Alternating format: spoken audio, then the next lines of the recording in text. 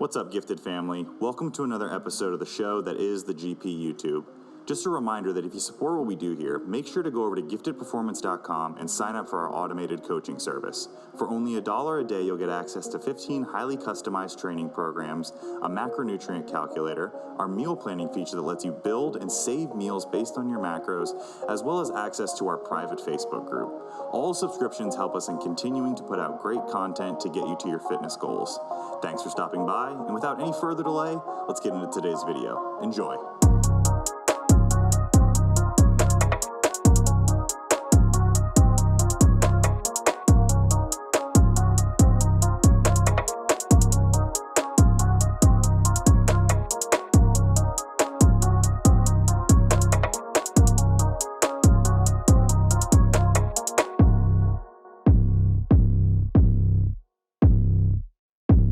Welcome back. Another episode of the GPP, the Gifted Performance Podcast, where we give you the knowledge and practical insight to improve your own general physical preparedness. Jimmy told me I talk too fast on these. I think it's just because I'm so excited just to be hanging out with my friends. It's the Body Comp crew checking in to answer your questions, and we've got some good ones today. On my screen, I'm going to go in order from top to bottom and ask these gentlemen how they are. On the top, he is a top, definitely a power top. Cameron Cheek, he's up there. Oh my God, good. He is power top. Just wait. I got a nice little Oreo here. That cream filling, that rosy cheeked cream filling on this one. You know who it is. It's none other than Mr. Kuza himself. Twitch.tv. Twitch.tv/KUUZ. That's Kuz, not Cuz. Yes. Sub to my Twitch. Watch this man just yell at poor people during raid that can't figure out raid mechanics. And our resident mega power thick bottom himself, Paulie Rocket, with the new cushion. Big cushion. Big cush. All right. We've got some really quality questions today. The first question that we've got today, Paul even took notes on. So, Paul, what's your usual preparation for these podcasts? Walk us through, like, hey, I've got a podcast recording today. What's the routine? What's the usual routine? It honestly goes down a lot like it did today. I'm sitting on the couch. My phone notifies me that somebody's calling me on Skype. I realize, oh shit, maybe it's time. I scramble over to my computer so I look like I wasn't just on the couch. Never answer important Skypes on the couch. Answer it sitting in front of a computer. And I go, oh fuck. I guess it's that time, guys, huh? It's that time. So that's Paul's preparation, but he switched it up this week. He did a little pre-preparation. So this question goes to him at first. It is from at Sarah Petals. That's petals like on a flower, not petals like sells drugs. Sarah, what are you peddling these days? That'd be a good name for like a floral business, like Sarah Petals Petals. Like she's selling petals? I think that's it. I looked at her Instagram, and she sells flowers? Lots of flowers, I believe. Just cut me in on the deal when you do officially change that name. Sarah Petals LLC. Sarah asks how to go about programming around or for a weak muscle group. So a muscle group that someone feels is lagging behind other more well-developed muscle groups. Yeah, so it actually wasn't intentional preparation. I just happened to get a question and answer it for this person. But I've been wanting to bounce this off you guys anyway to see if what you guys think about, you know, the way I think about this question. So with me, I would start with exercise selection and execution, right? We got to be able to activate that muscle, and we need to be able to hit it effectively, right? And so I think that I would start there. Well, like, what exercises are you doing, and what's your technique look like? Because honestly, like if somebody has had really awful technique, or they're maybe doing movements that don't hit the target area as well, then that alone might improve that body part if you change their exercise selection and improve their technique. Can you give an example of that? Yeah, dude. So let's just say No, fuck you. Huh? No, Cam said, no, fuck you. I'm not giving an example of nothing. Yeah. I can think of a couple examples, like, let's say somebody wanted to bring up their quads and you look at all their squat like movements and there's not a lot of forward knee travel. It's a lot of like hip driven motion. Hey, let's pick movements with better forward knee travel that are going to emphasize the squat a little more than the hips, or even like back, I feel like is a lagging body part for a lot of people and for a lot of reasons. But it could come down to, hey, we want to improve our lats, and a wide grip lat pull down is a decent movement, but we can probably find movements that target that area just a little better. Something that keeps the elbow in a little closer to the body, and where you can actually that cue that I like, elbow to pocket or whatever. And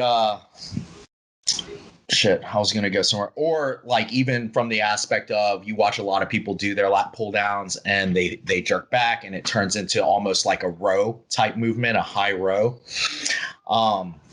So yeah, that would be, a couple examples where, changing your technique and potentially exercise selection could have a positive benefit on its own before you look at like any other programming variables. So that's where I'd probably start. And do you want to stop there? Do you have any comments on that? Gentlemen, any comments? I think just my biggest pet peeve is when people are like, can't grow my hamstrings, and like their main hamstring movement is like a high foot position leg press. You talked about like using movements like not for a certain muscle group, like really hammering my hamstrings by, loading knee flexion. It's like if your hamstrings get worked during a movement that emphasizes knee flexion, you need to go see the doctor because your hamstrings are on the wrong side of your femur. You need to speak to a medical professional as soon as possible. Exactly. Like that's a movement that's best served primarily hitting the quads and adjusting your technique to emphasize that, but then also probably secondarily glutes and adductors. So agreed. One thing I'll add, it doesn't really answer the question, but kind of talking about when athletes are focusing on weak muscle groups. Wait, one Cam. thing. That was just about exercise selection. There's a whole bunch. Cam. Let the guy work down his pyramid. Oh, shit. All right, my bad. All right. Dom, do you have any exercise selection relevant points that you would like to add? You guys hit them. It's like people picking the wrong things to think their work. Like you see it, like people doing rows wrong a lot. Like they'll try to do rows, really emphasize like just the way their setups are poor and stuff. You see it a lot, and I think that's a big reason why they don't see development the way they want. Yeah, I think dumbbell and barbell rows are bad movements. I would say like freestanding. Yes. Yeah. It's tough. It's tough to like really do them right and get enough load in that without we've seen barbell hip extensions. So like when they're rowing and they're moving their whole hips forward. Dom, name the exercise correctly. It was an underhand flexed arm hip extension. Oh, sorry. It's a real glute blaster. All right, Paul. Yeah, we're done bullshitting.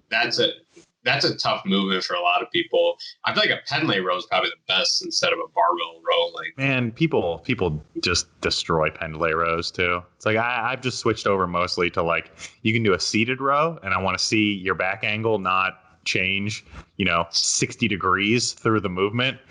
Or I'm going to give you a chest supported row, prone dumbbell row, something like that, where we can just completely fix your back angle so that you literally just can't use any body English or momentum. But Paul, what's next on the list? And I guess real quick, just to mention, I don't want to go through it all, but then making sure that those movements check most of the boxes for what makes up a good hypertrophy movement, right? So overload over time, eccentric component, stretch, range of motion, all those things, mind-muscle connection even. And then from there, that's where I'd start to look at volume, right? Like if you're already doing a shit ton of volume, maybe you're doing too much, or maybe we can bring the volume up. You may not be doing enough because we know that volume generally overall pretty much agreed, like the primary driver of hypertrophy. you got to say that with a certain context though, because it's not that tension or load isn't important. And then from volume, I think that this tool has been more recently a little overlooked just because the literature seems to say that, or seems to show that frequency isn't that important.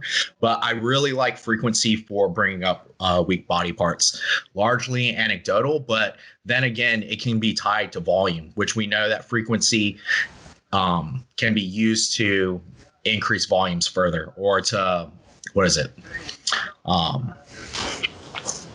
I can't think of like a good term for it. Anyways, frequency can be used to increase or use greater volumes. So like if we reach a point where, hey, like we look at any one day of training and we are sort of at like a top end of volume for what we think might be beneficial, or your time constraints, and just getting everything else done, like we may say, okay, instead of going from 5 sets twice a week to like 7 or 8 twice a week, or whatever volume increase you want to do, we're going to add a third day where we might do 2 sets or 3 sets, and you might build from there. And I mean, the frequency, and it can just range basically, like it could be an every other day thing, 3 days a week, 2 days a week, whatever. And then from frequency, I would look at like our other like programming variables in terms of like fatigue management. So, some considerations there might be one, if something's a priority, you're not going to want to do it later in the workout where your quality may suffer after doing a bunch of compound lifts for other body parts or whatever. And then another consideration would be for other muscle groups. Maybe like if we're doing a ton of like back squats and deadlifts for some reason, right? Like that might give us a lot of systemic fatigue that eats into recovery and sort of adaptive ability. So like we may swap some of those out for less fatiguing movements that are easier to recover from, so that the training around our priority points, like I said, just eats into our recovery capacity and adaptive ability a little bit less, right? And then along with that, structuring your days so that they make sense and you're not going into them fatigued. So like, if legs were a priority body part, like doing a shit ton of barbell rows and stuff that might fatigue your lower back, you might not want to do that the day before legs. That makes sense, right?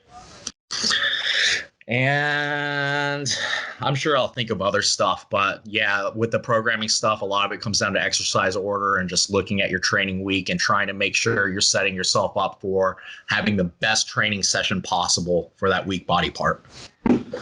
I can tell you've been working on that program design module. Paul is in charge of the coaching course program design module. I can tell he's been digging into it very, very deep.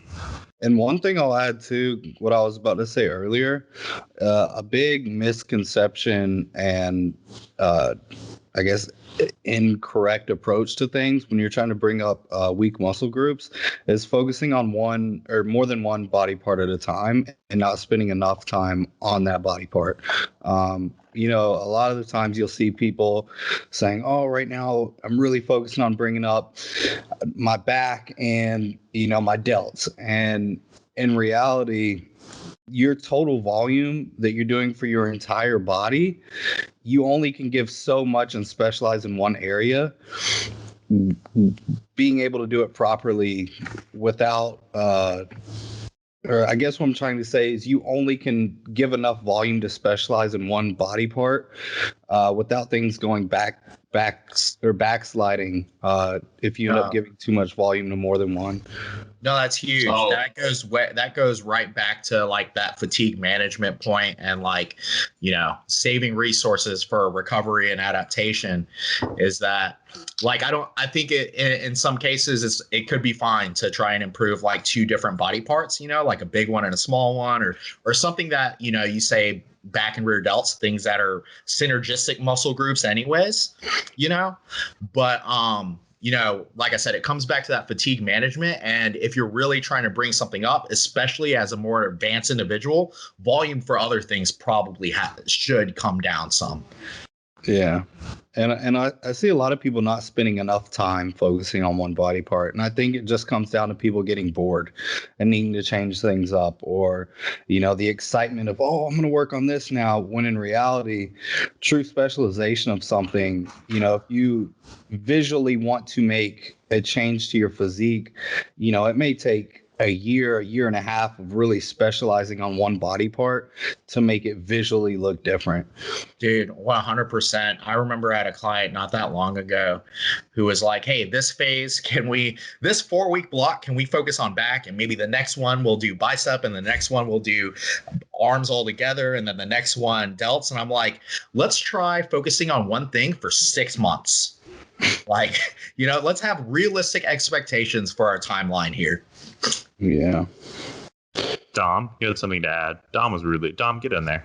Sorry, Dom. No, I was just going to say, I think you could focus on, like Paul's hit it though. He said you could probably focus on a bigger muscle and a smaller muscle, because we know smaller muscles don't need as much recovery time as bigger muscles do. Like you could hit your biceps every other day and kind of be fine with it as long as volume's not too high. Potentially recovery time, but I think a lot of it honestly comes down to just the overall stress, right? Like the stress that you're putting on the body for rear delt movements, not as great as the stress you're putting on your body for your quads. Yeah, and then even that, like if you end up programming, let's say you want to bring up back and biceps, you put bicep movement on like a push day, it's still at the end of the workout. So, we're already fatigued from the whole workout. How well are we actually hitting those biceps that day? That's why I think you can frequently hit them like throughout the week. I agree with that. Or at the very least, there may be that's another thing about frequency. I try to keep it as much to the evidence as possible. And say hey, so far the literature, but there are limitations in the literature.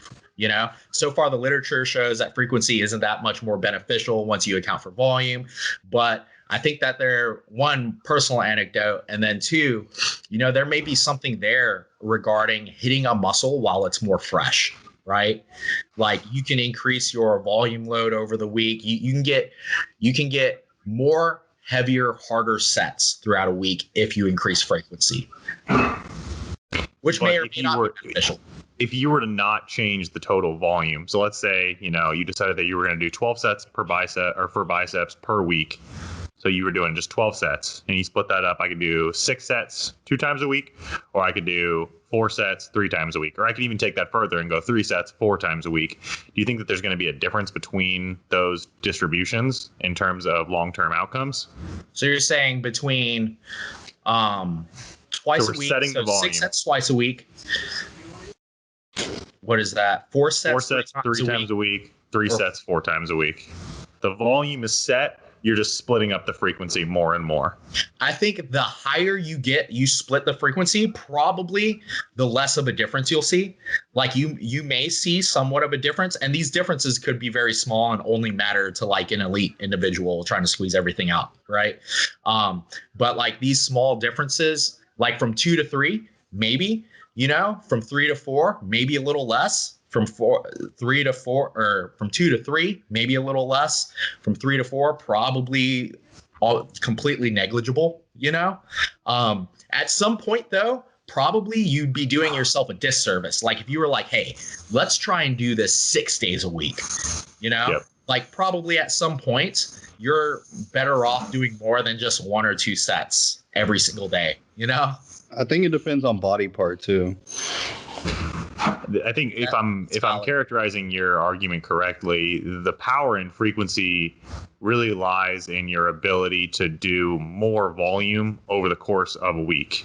So the power of frequency is that by training a muscle group 4 times a week, you can do 4 sets per session and get 16 sets over the week, as opposed to just doing 6 sets over 2 sessions, which would be 12 sets a week. So you're actually taking advantage from the increased set volume, as opposed to there being some sort of magic around spreading one set amount of volume over an entire week. So from the literature, like that would be 100% like accurate, but like I think that there is some potential, right? Like because we talked about as far as fatigue goes, you know, like I mean, what one way around that, you know, like Dom mentioned, you're hitting your biceps at the end of your back day. You know, like maybe you could just put those bicep movements so you don't have all that nervous fatigue going into them, and that you can lift greater loads and stuff early in a workout. But now you're kind of fucking up your back work, right? And you might not want to do that. Like you have some extra fatigue, and we're probably, you know, your biceps may fatigue before your back does in training, and you don't get as quality of a back workout. So like the sort of another potential from that is, hey, let's take some of our bicep sets and let's put them on a push day, right? And then also it depends on how you define volume. Like total set volume may stay the same, but like net volume load isn't the greatest way to measure a stimulus or to quantify how effective your workout was. But your volume load does go up when you do higher frequency if you can lift greater loads each day. Especially with seen with smaller body parts.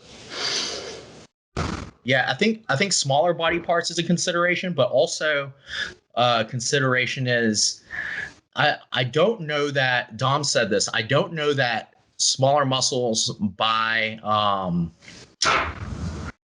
just by design or whatever recover faster, but I do think some muscles recover faster because of the stresses induced upon them, right?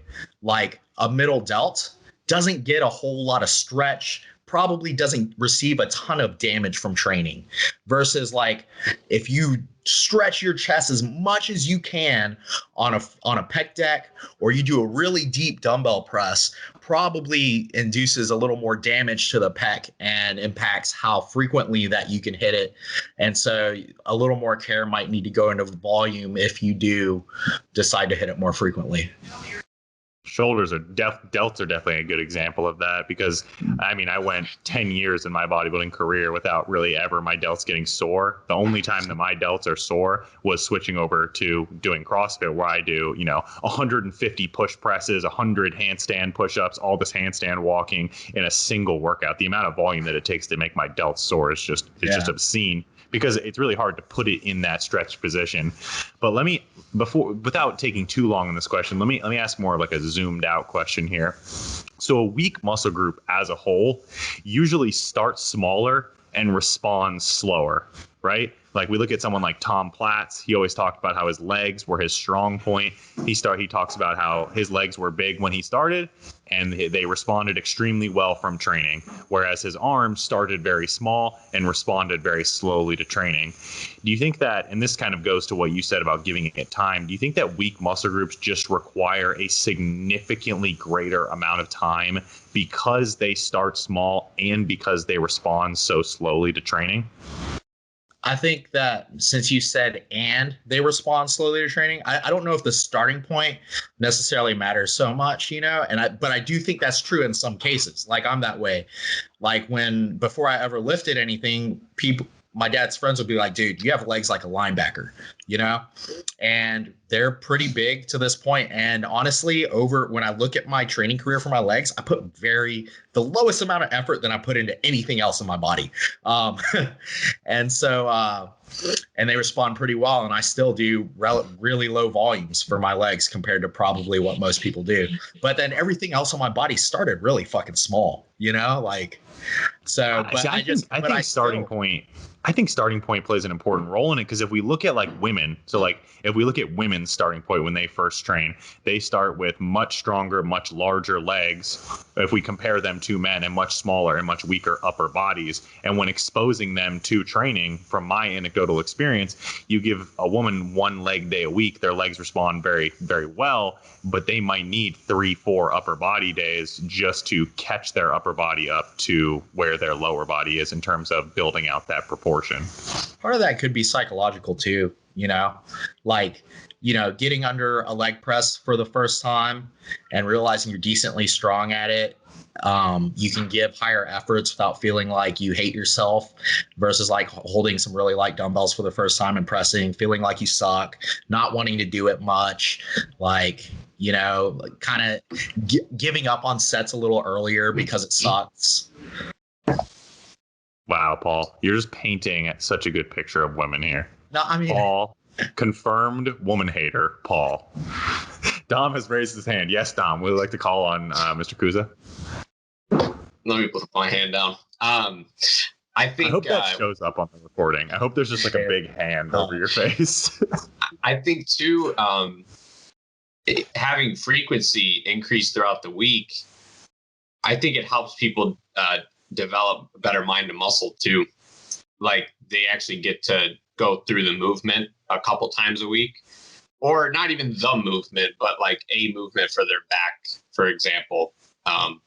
They just get to focus a bit more on, they're exposed more to feeling their back working. So it might increase their mind to muscle connection a bit more, which we know is important to a degree. So I think that's one thing too, because I always get like guys that are like, man, I can't feel my biceps like when I'm training. And then we look at their videos and stuff, and most of the time it's just bad form. But like once we correct the form, then they start feeling it every single time. If they're doing biceps 3 times a week, it's just their mind and muscle to that is getting even better throughout the week, in my opinion. You could say too that their daily fatigue accumulation might be lower for that body part as well. So they might be able to go in and train it better and more effectively to feel the movement and have more fresh practice doing those exercises.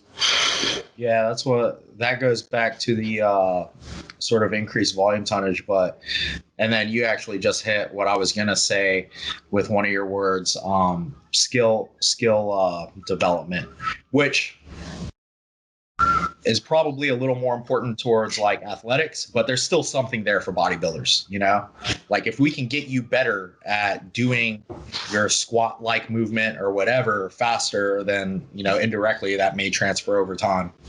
Definitely there for bodybuilders based off of some skill acquisition. Yeah, seen. Jesus.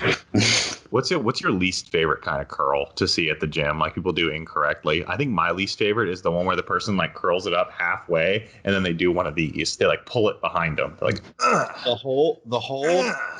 Ooh, the hold on one side. Hold. Oh my fucking god, dude! Preacher curls are usually a disaster to watch. Dude, preacher curls are such a good exercise. That like such an easy exercise to do correctly.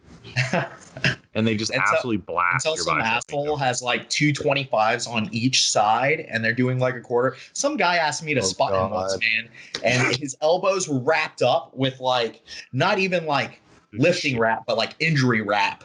And he's like, yeah, can you spot this for me? And he had a 45 and a 25 on an easy bar. He was like, can you like pick it up for me? No. I tore both my biceps previously, and I was just like, oh, dude, like, I'm going to save you. I'm going to save you from yourself. The sandal headband man on LA, the LA Wade Green. Yeah. Yeah. So here's a question that kind of goes with that, and it's from A. Calaban. He asks, before cardio on off days, could you use an RIR of 4 to 5 for one set on a lagging body part?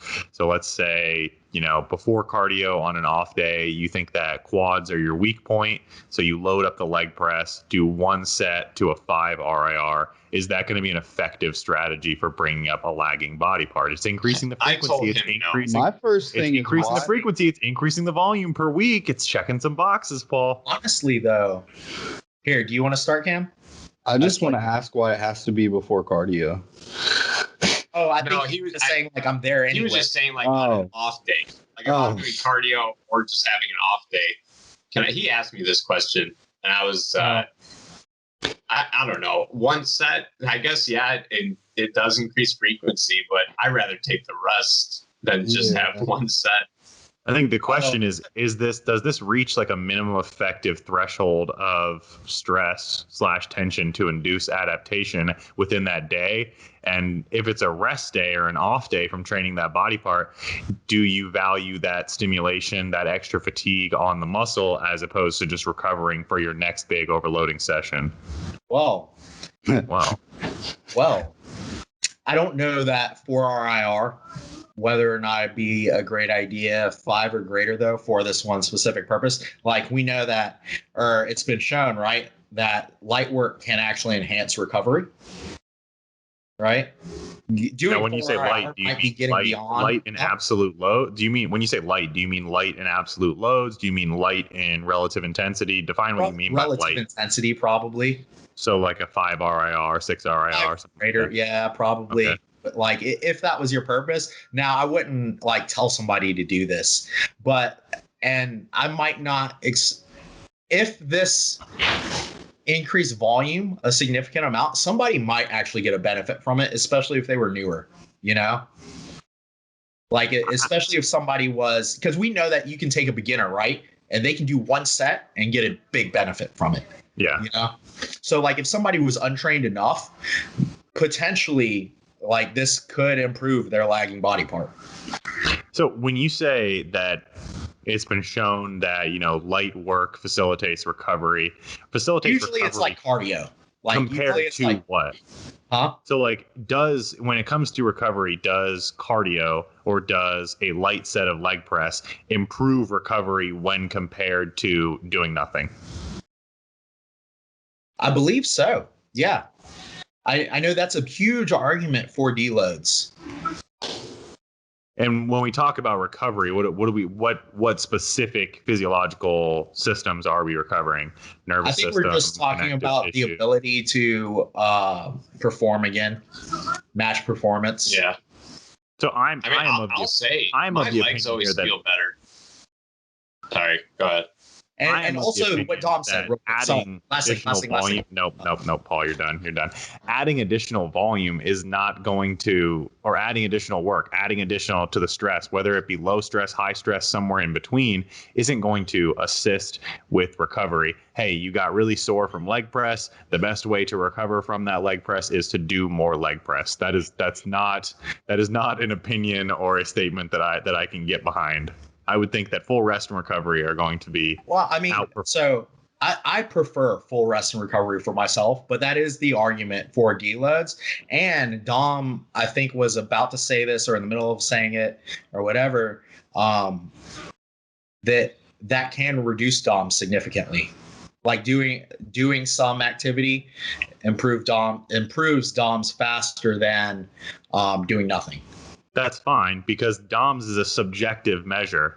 So you tell someone, hey, we're doing a study that looks at, you know, whether a light set of leg press helps you recover. People already have it in their head like, oh man, this light set of leg press might help me recover. And they're like, hey, do you feel better? And they're like, oh yeah, I do. I feel a lot better. We see the same thing with like foam rolling, stretching, that kind of stuff. So I agree with you. It's not improving objective measures of recovery. It's not improving measures of creatine kinase, myoglobin, things like that are actual subjective blood markers of muscle damage.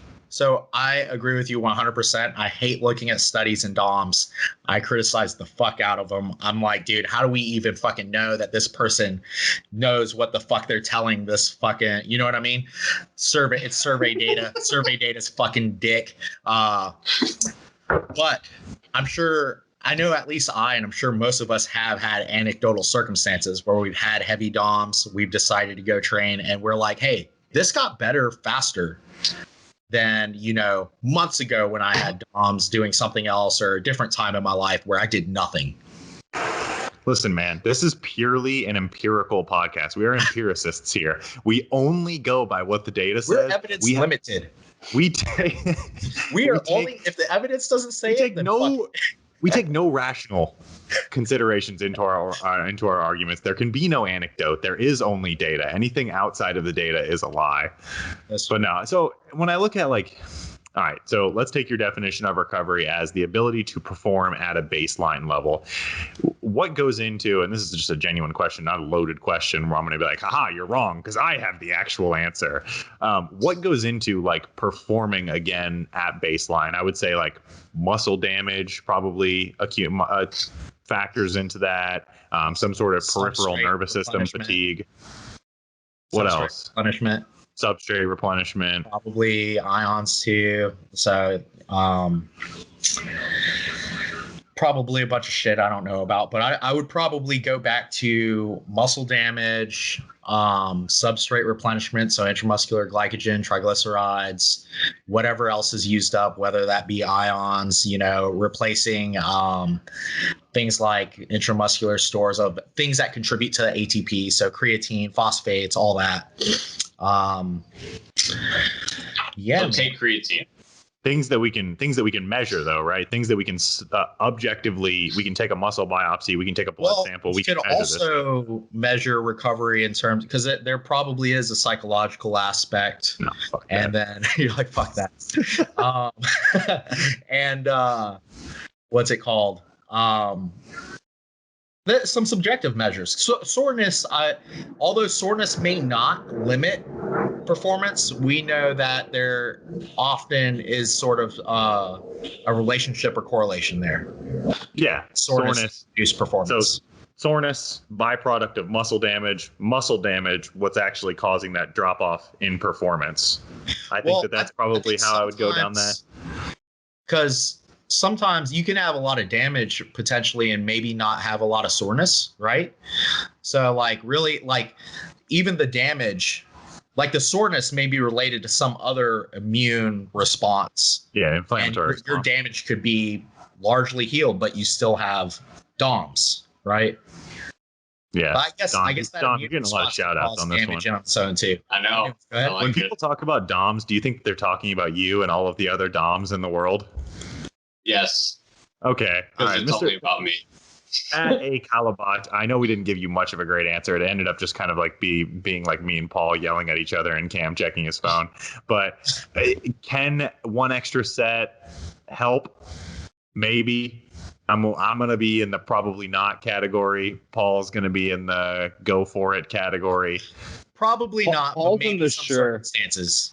Paul, this is one of those where a client asks and Paul just goes, Do whatever the fuck you want. sure. If you ever hear sure from Paul, forget you asked the question and don't do whatever you asked. He just doesn't want to fuck with it right now. I have some other funny remarks, but I'm I say just take the rest day. Restrain. Take a rest day, man. I say just take the rest day, and please don't turn into an idiot that's about to burn out. Honestly, are you training to get as big as possible? Take the rest day. Are you training because you enjoy spending time in the gym lifting weights? Then go do your extra one set or two. No, yeah, Cam honestly gave the best answer right there, because it's like, hey, take your rest day, take those one or two other sets that you would do in the week and put them on a training day. Call it a day. That's some great practical advice. That's what you get here at the Gifted Performance Podcast. Should we do the next one? All right, this one comes from at Michael P. James _. So Michael actually texted me some stage shots where he looked absolutely nasty, and he said during those final weeks of cardio, or those final weeks of contest prep when he was doing cardio, he listened to strictly the Gifted Performance YouTube channel. So Michael, the reason that you got so shredded is because of us. We'll post our addresses below, and you can choose who you want to send your prize winnings and your trophies to, because let's be honest, those trophies, they are our trophies. He's just going to send a bill. He's like, this is what I got out of competing. You have to pay my competition bill. Thanks. All right. So this is a question that's relevant for Michael as he's kind of transitioning out of the contest prep period right now. He said, what are the benefits to taking a slower or a faster approach to weight gain post-show or an aggressive dieting period? So he wanted to add that caveat at the end that if you just aggressively dieted, let's say for a male dieted down to 8% body fat or lower, or for a woman down to like 14 to 15% body fat or lower, we'll call that an aggressive dieting period. So what are the benefits to taking a slower or a faster approach? So let's do some pros and cons here on a slower approach. What are the pros to going slower in terms of your weight gain after a contest prep? You don't get fat. You don't get fat. You'll You stay look- more insulin sensitive.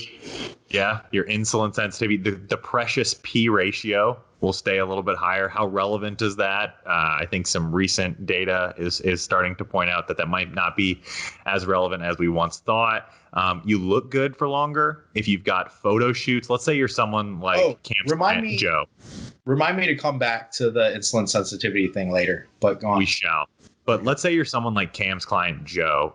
Joe will probably, after he finishes his contest prep, have quite a few photo shoots and quite a few, engagements that are monetarily advantageous for him to stay leaner. That's a good reason. If it's part of your career, that's a good reason to stay leaner post-show. That's about all I've got. I'm open to hear any other ones that you guys have in terms of, Paul, you want to talk like slower? Yeah, gaining slower. You mean fast? No. Slower. I I have mostly cons, so I'm kind of just waiting it out. Yeah, my cons are my cons. And honestly, all the cons have to do with the pros. So, but go ahead. Yeah, I'm trying to think.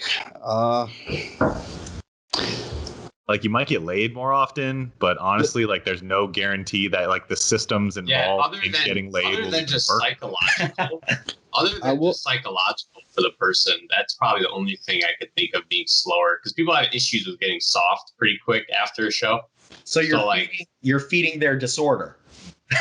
Wow. Yeah, that was I'm known for that. That was actually one I'm thing. known he for disorders. messaged me. Yeah, he messaged me. He was like, "Don't you feel like going slower might feed into some like disordered eating or disordered thinking where they have to be leaner for longer?" And I said, absolutely. I don't know if it's necessarily a benefit, but I will say if somebody can nail their dieting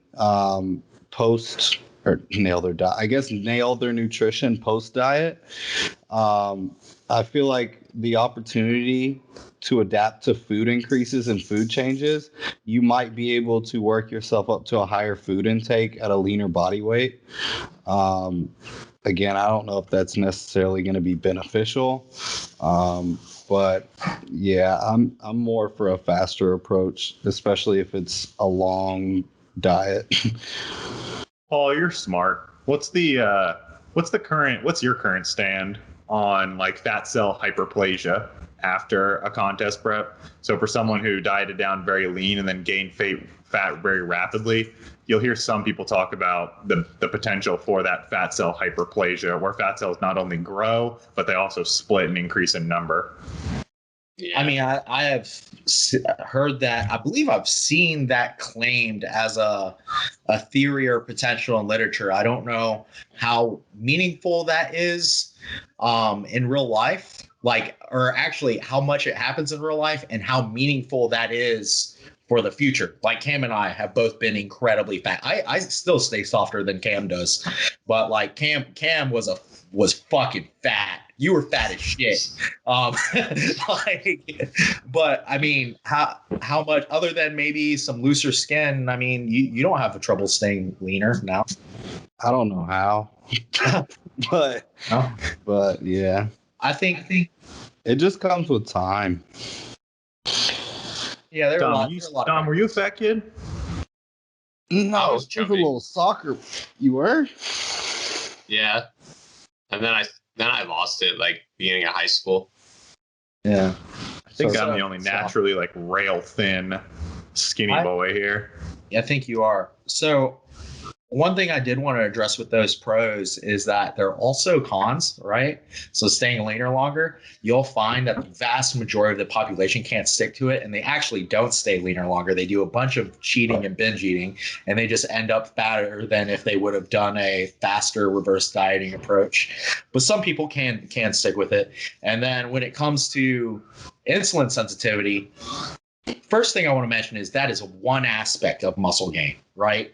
Probably many other systems involved in muscle gain are going to work better if you don't stay in contest shape for very long, right? Especially if you're natural. And then the second thing with that is, yes, muscle blood insulin or muscle insulin sensitivity stays higher, but so does fucking fat. You know, so like you'd probably be better off in terms of a muscle gaining standpoint and your muscle insulin sensitivity, because what increases muscle insulin sensitivity? Training, right? But your fat insulin sensitivity probably not increase that much from training, you know, maybe a little bit from like what is it, liberating and metabolizing and oxidizing a little bit of fat. Yeah, but primarily it's going to be your muscle. So yeah, I mean, well, I would think of it like post show, if a person's like insanely lean, how much is insulin sensitivity really going to go down if they take an aggressive approach after? If they're from an extremely lean 10 to 12, 15. Yeah, like how much is that really going to, how much insulin resistance are they going to accumulate if they're aggressively coming out of a show? Probably not much. What I would say is insulin sensitivity, a lot of people look at it like a static thing, right? So like, but like, yeah, if you get to 12% body fat from 5 in like 2 weeks, probably for some time frame, your insulin sensitivity is gonna be ass, right? Yeah. But then it levels out. But like, so there probably is something to be said there, you know? It's not. That's a bit aggressive. 7% body fat in 2 weeks. It's been done. It's been done. I mean, because that like, and more what increases insulin sensitivity? Things being depleted, right? So if you gain, even if you're not fat, but you fucking fill everything up as rapidly as possible, like, yeah. So if we look at the cons on the going slower approach, I think if you just make a list of all the negative side effects that you ran into during contest prep, decreased sex drive, increased hunger, increased cravings, training quality is terrible, you're not sleeping, extremely hyper food focused, all of that stuff, when you go slower, sticks around for longer. So like Paul said, you can knock all that stuff out in 2 weeks if you take a more rapid approach. But if you want to go slower, you have to understand that these aren't things that are going to go away very quickly. All of those negative side effects are influenced by 2 things: low energy availability. If you're going slower, your energy availability is going to stay low, or low body fat. If you go slower, your lower body fat is also going to influence those. So until you handle those 2 big things, your current state of body fat being low, you have to gain body fat, and low energy availability, you need to increase your calorie intake. None of those negative side effects are going to go away very fast. Some people get those side effects really fucking bad. Some individuals don't get much of those side effects at all. I suspect that the individuals who can stay leaner longer after a show are just the ones that are genetically blessed not to have those side effects be quite as bad. But everyone's going to suffer from them at a certain level of low body fat and low calorie intake. And the only thing I'd add to that is, like, usually these questions are 2 extreme ends of the spectrum. Like, most people probably could stand to do something in the middle. Big calorie increase on the front end, but not so much that they just completely undo everything they did for 16 plus weeks, 20 weeks, and then go slow from there. Yeah, people think that rate of gain post show has to be linear. They think that if I gain really fast right out of the gate, I need to maintain that fast rate of gain. When in actuality, what you can do with someone's calories immediate post show is bring them up a good bit for 2-3 weeks, knock out all those side effects, and then you can actually start to bring them down or taper them down a little bit just to decrease that rate of gain or slow down that rate of gain. You know what's one thing I do with reverses? I'll bring them up usually to like maintenance, and I'll like use primarily fats or carbs, and I'll just add I'll make them go to maintenance just with carbs, or whatever they preferred better throughout the whole prep, and like they seem to maintain their diet a lot better post show because they're eating all the foods they want to eat, and like I'll just focus on one of those for a couple weeks and then start adding in the others. You notice a difference based on sexes? I think women tolerate fat post show better, and fats. I usually go with fats for the girls. I do Yeah, too. and men tend to handle the carbs a lot better. I think with women, a lot of it has to do with they get it seems as though they get a greater health benefit out of it. Yeah, just because of that cholesterol mediated hormone fluctuations that come with prep as the dietary fats come down. Do we answer that question all the way? I think so. We're I think so, terrible. Michael. I think we nailed that one for you, bud. Congrats on your contest prep. You looked like an absolute sick MFer up there. See, we don't even curse on this podcast anymore. This is truly for the kids. I've dropped so many bombs. The next motherfucking question comes from @meg.cic. I think her last name is Chakotay. Cicote. Dom girl. Chakotay. Right? Damn it. God damn it, I suck. That's yours, So this right, would be Meg Sick. That is sick. Meg asks, I've seen some coaches preach about tracking BGL, blood glucose levels. What are your thoughts? It's your favorite kind of question, Dom. Thoughts. What are your thoughts? I mean, I could see where it could be beneficial, like fasting blood sugar in a real big growth phase when food's really high, back to insulin sensitivity and resistance. But like some people like throw this like pretty intense, like they won't eat post workout if they're not at 65 blood glucose. That's like fucking Darwinism. Yeah, I don't understand that. And I remember she asked me this question after somebody had posted like, oh, I'm gonna eat when I hit 70 and then I'll eat. Like, why? Sounds like Phil Viz. Is your muscle not going to use it? Do your muscles not still need like? Yeah, it's definitely majoring in the minors. And also that is such a varying thing from individual to individual, right? Like, because it's not just the glucose from the food that you ate before, but your liver is pumping out glucose. Like, yeah, this isn't even and like so many other things go into it. Your liver could just be better at managing like water at a certain level. If a person's not hydrated enough and they take their blood glucose, it could be high.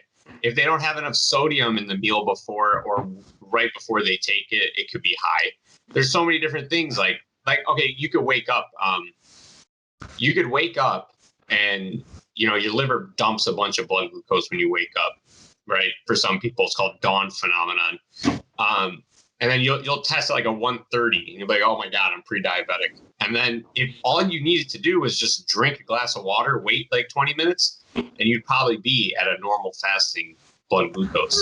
Could you? So because a function of cortisol is to liberate fuel, could you actually stress yourself out so much about your blood glucose levels that you increased your blood glucose levels? I'm sure there's some way to do that. So this isn't even, I would lump this in, the saying is missing the forest for the trees. This isn't even missing the forest for the trees. This is missing the forest for one leaf. Like you are looking at one tiny little minuscule variable. Now, hear me out on this one. So because you mentioned Phil Viz. So Phil in his last contest prep, during his peaking, he was measuring his blood glucose levels throughout the entire peak. Do you think that there's any value to measuring blood glucose during a peak? Based off how he looked on stage, no. So let's remove that. Let's say that, we're doing it with some other client. Or is it just going to tell us something that we already know? Like, hey, I just pounded a Gatorade and, 40 grams of honey and oh my God, my blood glucose level is high. Like no fucking shit. Well, not even that. Let's say they do that. Sometimes if they're soft and let's say they're soft and their body weight didn't move or something like that, like they probably need more food. If their blood glucose was high at that point, but you're not going to feed them if their body's kind of giving you the indication that it needs more food. You get what I'm trying to say? I'll also say that there's that they're still trying to get what's in their blood into a muscle or a compartment or something. So you may look at that as maybe we need to give this meal a little more time, I'll also say too that there's a lot of variables and factors and dials to turn when peaking someone to base your sole decision off of a reader, you know? Yeah, it's huge. Huge. Absolutely huge. Do we want to do one more here? I think we got time for one more. Damn, we are gonna get 5 done in one Q&A, guys. This has to be a PR for us. Let's not short this moment. Let's go ahead and let's pat ourselves on the back here. Jenna, question from @Jenna Firestone. She asks, how crucial is stretching / foam rolling for muscle growth? My retort is, stop lifting weights and only foam roll and stretch and tell me how big you get. And then you'll know just how crucial it actually is.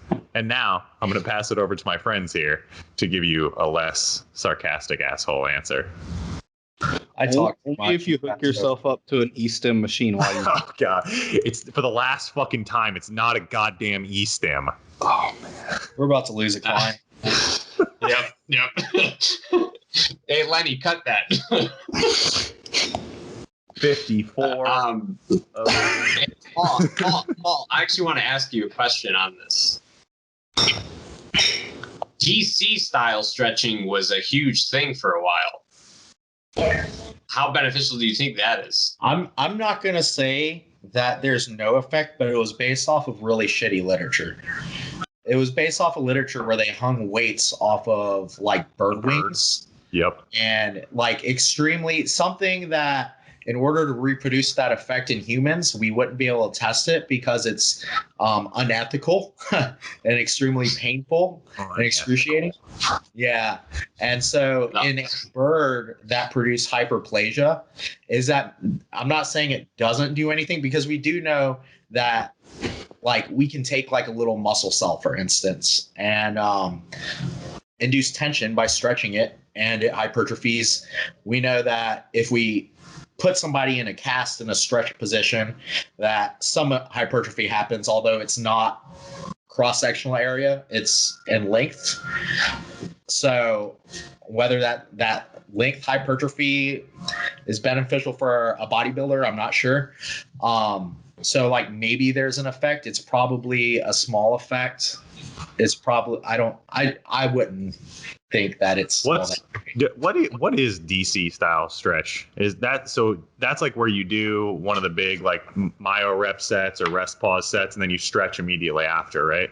Yeah, but usually like let's say you wanted to stretch your lats, you might hang like an 80-pound dumbbell off a belt and like hold on. That's a loaded stretch. That's far different. Loaded stretches, yeah. So it's supposed to be like, I think I've even heard people call it extreme DC style extreme stretching, extreme DC style stretching. So damn, that's hard. Usually it's loaded of some kind.